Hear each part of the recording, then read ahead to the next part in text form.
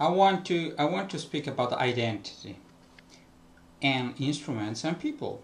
Every person, every object has an identity. The identity is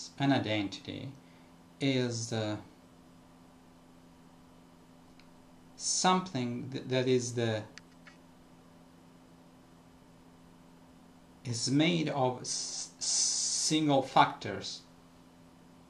So every person is identified by several factors. Can be most important are two. The way I see it is age and sex.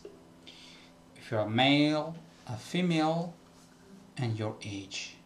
But for other people, very important is nationality or race. You're white, you're black, you're Caucasian, you're Asian, or you're something in the middle, or you're a mix of everything anyway. Or your nationality. You're Italian, but you can be black, but you can be Italian. Or the language you speak. For example, you speak Italian, but you were born in Switzerland or in San Marino, or you're Italian speaker, or Italian is your second language, but it's part of your identity. So basically, like a sound. For example, when I say T, is an unvoiced dental sound. I remember English explosive T, dental, unvoiced. So to make things clear. So when we speak about a ukulele has an identity, and this identity is made up of several factors. Usually a ukulele is made of wood, has a guitar, a shape like a guitar, but it's not the most important things, because you can make a ukulele of plastic. You can make plastic ukuleles, or you can have a different shape like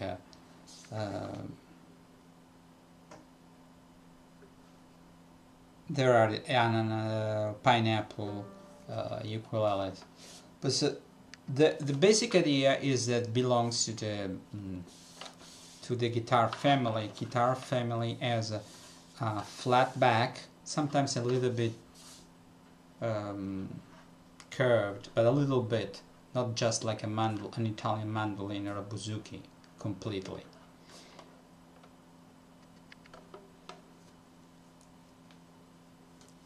Has a quite long neck like a guitar, and has 4 strings that are tuned like 4 strings of a guitar, 1/4 higher.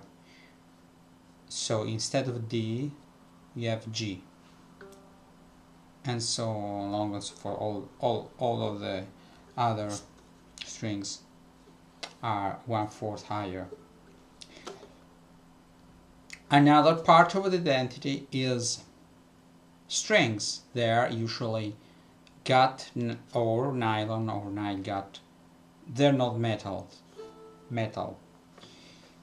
You can change one of the factors and you still have a ukulele. So you can change the shape, you can have a quite curved back, or you can change strings, you can make metal, but you cannot change more than 2, and just 2 is borderline. For example, I'll give you an example. A baritone ukulele has nylon strings, is shaped like a ukulele, is made of wood, has a flat back, but is pitched like a guitar. So it could be a 4-string guitar, a classical 4-string guitar. you can argue that the body is different, or you can nitpick, but actually, in this case, you have an instrument that share some things with a guitar, the pitch, and other things with a ukulele, 4 strings. But you can have 4 strings guitar that are called tenor guitar, that are tuned like a banjo, but sometimes they can be tuned like a guitar. So let's speak out. What is 100% no question asked ukulele, a soprano ukulele, a concert, and in a way a tenor. A tenor has all of the characteristics except one that I didn't mention. The usually ukulele has a tiny body. A tenor has a bigger body, so the sound is fuller. So it's a borderline ukulele, but still it's a ukulele. A tenor, we can argue, can we call it ukulele? But say, are you... This is semantics. No, it's not semantics, because people who hear a baritone don't recognize it as a ukulele. If they hear the sound, they think it is a guitar. So if it sounds like a guitar, it's a guitar. I know it's a simplistic way of thinking, but it's like this. And think about ukulele with metal strings. Obviously you have to brace it differently, otherwise it would break. But if it shaped like a ukulele, it's wooden and it's pitched like a ukulele, it still retains most of the characteristic of a ukulele.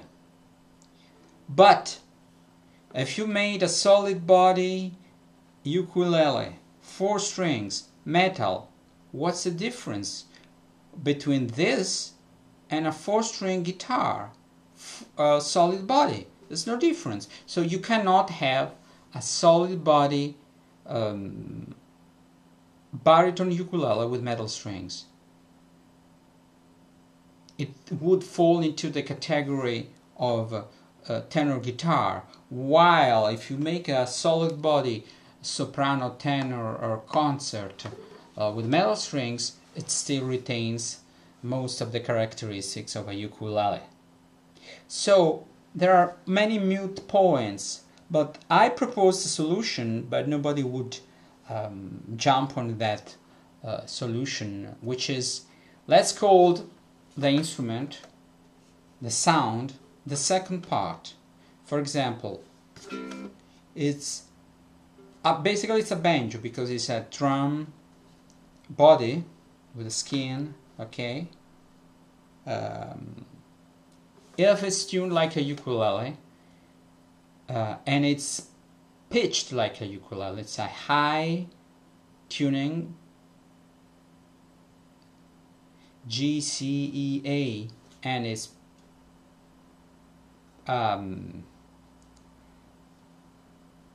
in the same octave, you can call it ukulele banjo. Why not banjo ukulele? Because if you know English, you know that the first part defines the second part. The second part, if you say a glass door, basically it's a door. Okay? You understand the difference? So if you speak about ukulele banjo, if you're a native English speaker of English, you would think about a banjo. That is defined by the word ukulele. If I say banjo ukulele, basically it would be a ukulele that is tuned like a banjo. I know that practically is the opposite. So when it comes to language, either you force the language or you accept the existing way, but which is basically flawed. So why don't we So people complain because the system is flawed. And when you propose a solution, you say, okay, basically you know what you're speaking about, so don't make a fuss about that. So if you wouldn't want anyone to make a fuss about anything, don't propose something, don't come up with a question. The solution sometimes is not the best. The existing one has the advantage of it's still working, even if it's working badly. So in time, people would say that it's a ukulele banjo, not a banjo ukulele. Why? Because basically it sounds like a banjo. If the litmus test, if people hear it, what instrument is it? Is it not an expert? Common people say, oh, it's a banjo. Speaking about ukulele, that's very strange because we don't have this sound specific part, because basically there's not intrinsically different between a guitar and a ukulele. There's nothing in the sound. If you make a lower ukulele, it would sound like a guitar, a classical guitar. Usually the only difference is that the body is a little bit tiny. But if you take a parlor guitar that has a tiny body, it would sound a lot like a baritone ukulele, mainly if it has nylon strings. So in the case of ukulele, I think it's a moot point. And but it still has the ukulele part because it's pitched like a ukulele. You will never have a ukulele tuned like a baritone because it would be in a classical guitar. So the problem is quite you need to use your intelligence, okay? So let's say if an instrument doesn't share most of the characteristics of a ukulele, it's not a ukulele. For example, even the baritone ukulele, to me, is not a ukulele. Some of these classification, they are done according to the ability of the player to play, which is not the musical importance. I mean, they call a guitar lele, they made a banjo lele or a guitar lele to make people who play the ukulele, to make them play a banjo. A guitar lele to make people who play guitar able to play a ukulele. So that is the problem. Speaking of bass ukulele, we can all agree that that is a trick to sell something like a ukulele that doesn't share anything. I mean, it's just an instrument that it can be strummed, and not even strummed because the bass are not usually strummed. It has strings and it has a neck, but it's pitched completely different. It's lower. It's like a bass. The distance between the chords is different. It's fourth or fifth. I think it's fifth. So a ukulele player couldn't play it. You don't strum it. Is pitched like a bass. The only thing in common is that as a low one is acoustic. It's it's a little bit bigger the body than a ukulele, and it has, I call it gummy strings that, okay, they don't use metal strings just because if using metal string would be and call it ukulele, it would be far-fetched. Okay, So basically, I would call ukulele a soprano concert and a tenor. Tenor, okay, is a limit. A baritone to me is not a ukulele, but makes possible for ukulele players to play something that sounds like guitar. So I would call 4 strings guitar, but it sounds like a definition. So we should find another name.